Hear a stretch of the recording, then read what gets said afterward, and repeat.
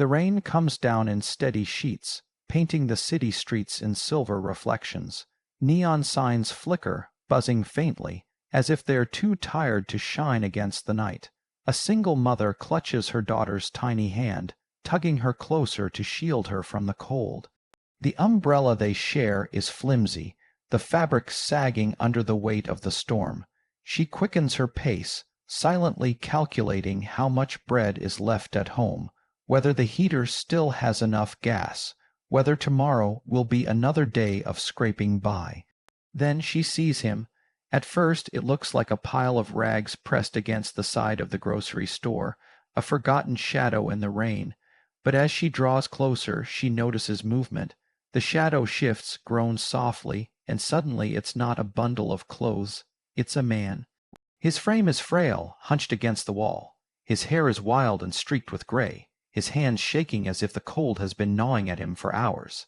His eyes lift just barely and meet hers. They are hollow, sunken, and filled with a desperation that clutches at her heart. For a moment she freezes. People are passing him by. A couple with umbrellas moves briskly, their laughter sharp against the storm, not sparing a glance. A delivery rider rushes past, water splashing from his wheels, eyes fixed on the glowing phone strapped to his handlebars. The world is busy, loud, relentless. And here he is, invisible, fading into the cracks of the city. The little girl tugs her mother's hand. "Mom," she whispers, her voice soft, uncertain. "Is he okay?" The mother swallows hard. She doesn't know how to answer. She barely has enough for her own child tonight. Her wallet feels unbearably light in her pocket. Her mind races. Rent overdue. Electricity threatening to shut off. Her daughter's school shoes already worn thin.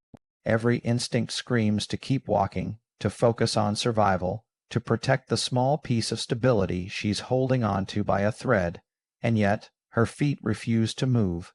She kneels slightly, pulling her daughter closer, her eyes never leaving the old man. His lips part, his voice little more than a rasp carried by the rain. "Food," he whispers, just one word. The sound is so weak it almost vanishes into the storm, but she hears it, clear as a cry for help.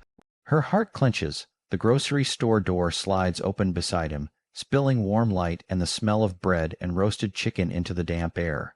People walk out with heavy bags, filled with more food than he could eat in a week, but not one of them stops. She watches them disappear into the night, laughter echoing, cars pulling away. And then she looks back at him. This man who seems to be dissolving into the rain, this life on the edge of breaking. And she realizes that if she walks away now, she'll never forget his face. The single mother stands there, rain soaking the edges of her coat, heart pounding against the weight of her decision. The man's frail body trembles, his eyes still fixed on the grocery store's glowing entrance, as though the sight alone could feed him. Her daughter's hand is small in hers, warm and innocent, a reminder of the responsibility she carries every second of every day. She reaches into her pocket, fingers brushing against the thin leather of her wallet. She already knows what's inside before she even opens it. A couple of crumpled bills, enough to maybe buy a loaf of bread, some milk, and noodles for dinner. The kind of meal that would just barely stretch to tomorrow morning if she portioned it carefully. Her daughter tilts her head, eyes wide and searching. "Mom, will we eat tonight?" The question hits her harder than the cold rain ever could. She forces a smile, though her throat feels tight. "We'll be okay, baby. We always are." But as she speaks, her gaze shifts back to the old man, his frail hands cupped together, as if even his palms are pleading. She takes a slow breath, steadies herself, and walks into the store. The warm air inside greets her instantly, along with the scent of baked goods and simmering rotisserie chickens. The contrast is almost painful. She grips the handle of the small basket, ignoring the pang in her stomach as she passes shelves stocked with things she can't afford. Her mind is a battlefield. Her daughter needs food, but so does this stranger. Every step feels heavier than the last. At the bread aisle, she picks up a small loaf. Her daughter reaches for a pack of biscuits, eyes hopeful. The mother hesitates, then gently shakes her head. "Not this time, sweetheart." She watches her daughter's hand fall, small fingers brushing the packaging one last time before letting go. They move on. She stops at the counter where hot soup steams in paper cups. It costs more than she should spend, but her hand moves before her mind can argue. She adds it to the basket, her chest tightening with the weight of the choice. This isn't about want. It's about humanity. At the register, she counts out the bills with trembling fingers, every coin carefully placed. The cashier barely glances at her, sliding the items into a thin plastic bag. The total leaves only a few coins jingling at the bottom of her wallet, too little to matter, yet too much to feel good parting with. Back outside, the rain has not eased. She kneels beside the old man, opening the bag. His eyes widen, glassy and wet, as she places the warm soup into his hands. He clutches it like its treasure, steam rising into the cold air. Then she breaks the bread in half, offering it piece by piece. Her daughter watches silently, her small brows furrowed as though trying to understand the weight of what her mother is doing. The mother's heart aches, but she keeps her voice steady, whispering, "Kindness always comes back to us." The old man eats slowly, tears mingling with the rain on his face, murmuring words of thanks between each trembling bite. The rain has eased into a drizzle now, the kind that lingers, soaking through clothes without mercy. The old man leans back against the wall, crumbs scattered on his lap, soup cup empty beside him. His breathing is steadier, but his body still looks fragile, as though even the smallest gust of wind could carry him away. The mother adjusts her daughter's coat, tucks her hair behind her ear, and whispers, "Time to go home." They take a few steps down the cracked pavement, their shoes splashing through shallow puddles.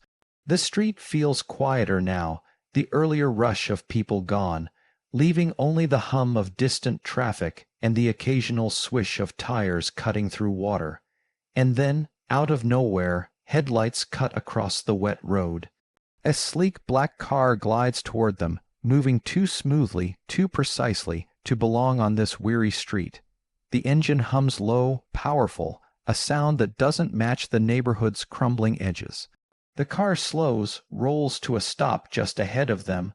The mother's grip on her daughter's hand tightens instinctively. A knot of unease twists in her stomach. She's not used to cars like this stopping anywhere near her, much less in her path. The tinted window lowers with a quiet mechanical whir, revealing the sharp edges of a man's face, illuminated by the streetlight.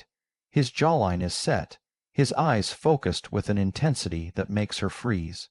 He looks like someone who belongs in a glass tower high above the city, not on this slick street where the asphalt still smells of oil and despair. He steps out of the car, the sound of expensive shoes striking the wet pavement. His suit is immaculate, untouched by the weather, his presence radiating authority.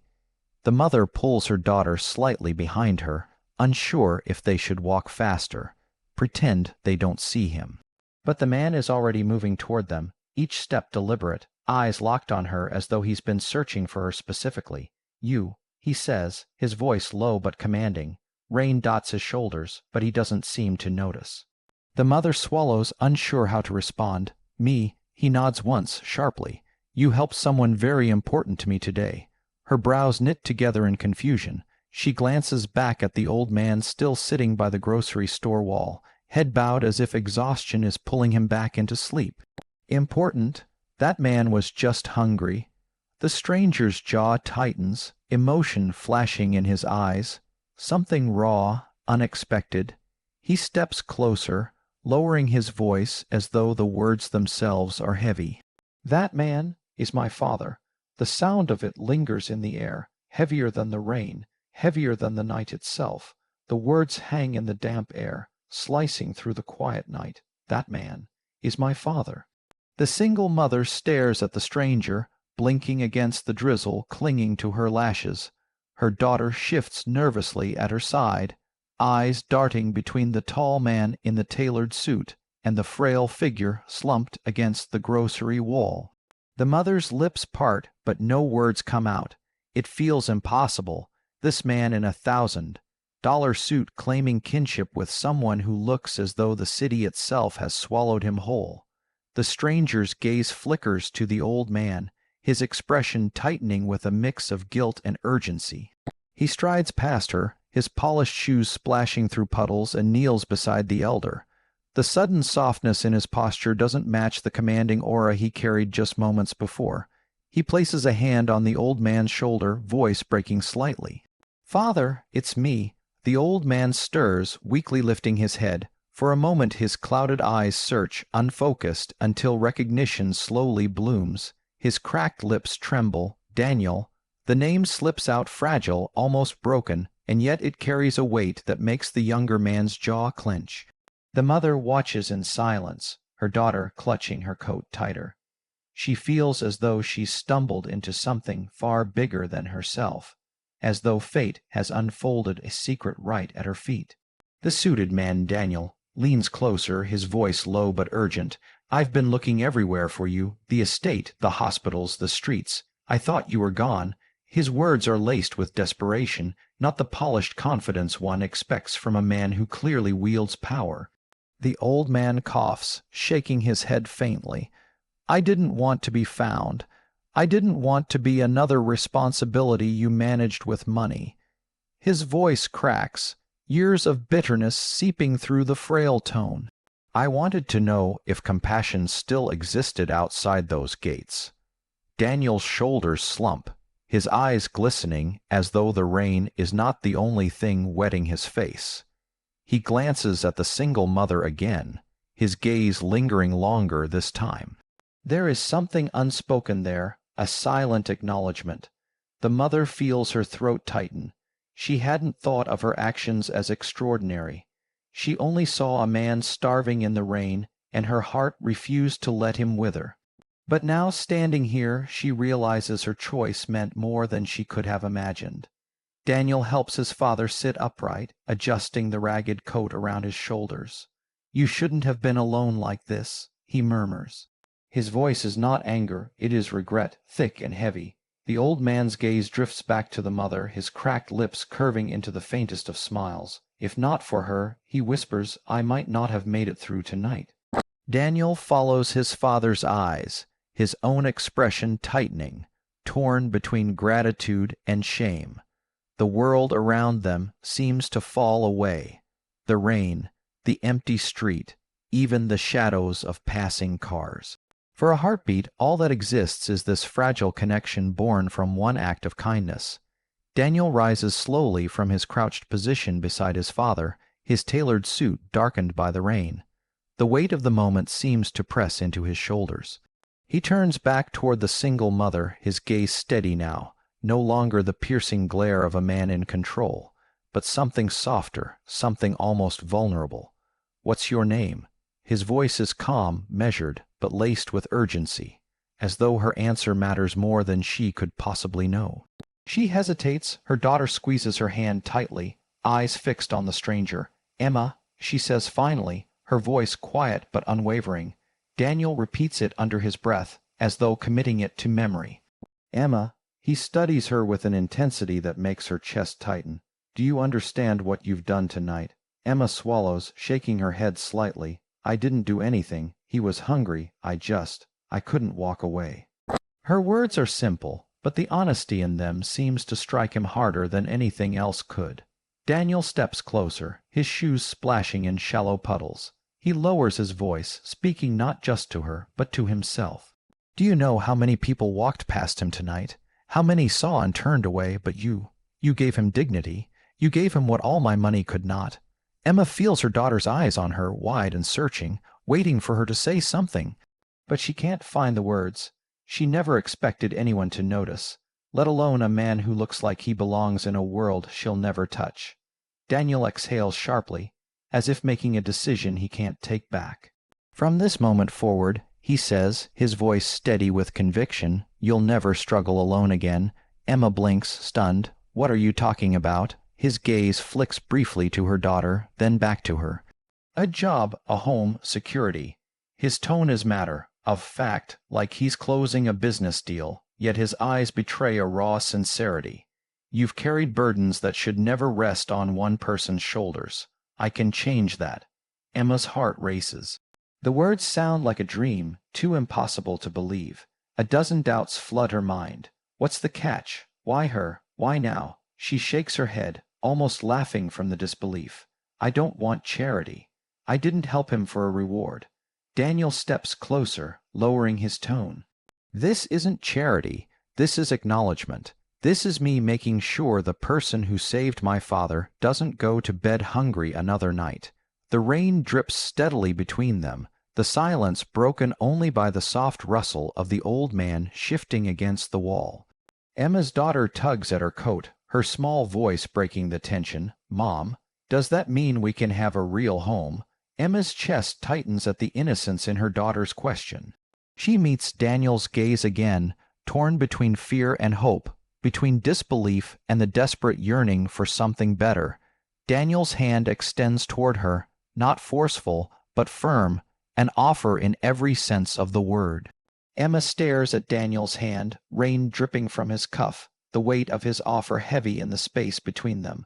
Her daughter's fingers curl around her own, trembling with hope. For a long moment, the world seems to pause. Just the steady patter of rain on the pavement, the hiss of tires passing in the distance, and the faint, uneven breaths of the old man leaning against the wall. Her mind spins. Trust is not something she gives easily. Life has taught her that promises are often broken, that help comes with hidden costs, that survival rests on her own weary shoulders. But then she looks at her daughter, the way her eyes shine with cautious wonder, and she knows she can't let fear chain them to the same cycle of struggle. Slowly, she places her hand into Daniel's. His grip is warm, firm, steady, not the grasp of a man who pities her, but of someone who means every word he has spoken. Something shifts in the air. Daniel exhales, almost as if he's been holding his breath this whole time. He nods once, resolute. Tomorrow, everything changes. You'll have a home, a fresh start. Whatever you need, I'll make sure you have it. Emma feels tears sting her eyes, but she blinks them back. Her daughter clings to her leg, whispering, Mom, is it real? She kneels, pulling her little girl into her arms. Yes, sweetheart, it's real. Behind them, the old man watches with a faint smile, his weary face softening as though a lifetime of weight has lifted. He murmurs, voice fragile but certain, kindness always finds its way back. His words echo like a blessing carried into the night by the rain. Daniel crouches beside his father, carefully helping him to his feet. The frail man leans against him, but there's relief in his expression, a quiet acceptance that he is not alone anymore. The sight tugs at Emma's heart, 2 lives mending their bond in front of her, and somehow she is part of it. The sleek black car waits, its polished surface gleaming under the streetlights. The driver steps out, umbrella in hand, and rushes to open the door. Daniel guides his father inside with care, then turns back to Emma and her daughter. Come, he says simply, but there's a gravity in the word, as if it means far more than just entering a vehicle. Emma hesitates only a second before stepping forward.